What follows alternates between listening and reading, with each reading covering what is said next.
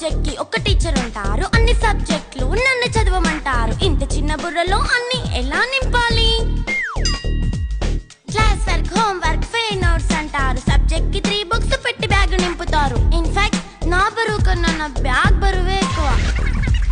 క్వశ్చన్లు, ఆన్సర్లు, సర్ప్రైజ్ టెస్టులు అన్ని దాటుకొని మళ్ళీ స్కూల్ వ్యాన్ ఎక్కేసి అమ్మయ్య ఇక ఇంటికి వచ్చేసామనుకుంటే మార్క్స్ తక్కువ వస్తే చెయ్యాలి అసైన్మెంట్. రిపోర్ట్ కార్డ్ చూపిస్తే ఇంట్లో ఉన్న పనిష్మెంట్. హోమ్ వర్క్ చేయమంటూ మమ్మీ చంపుతుంటుంది. ట్యూషన్ టైం అయిందని డాడీ తరుముతుంటాడు. డాన్స్ క్లాస్ కి వెళ్ళమని తాతయ్య తిడతాడు. స్నాక్స్ తిని వెళ్ళమని నాన్నమ్మ ఆపుతుంది. ఇక అన్నీ అయిపోయాక కాసేపు టీవీ చూద్దామంటే మమ్మీ ఎంట్రీ ఇచ్చింది. బెడ్ ఎక్కమంది. చిన్న నాప్ తీసేలోపు తెల్లారిపోయింది.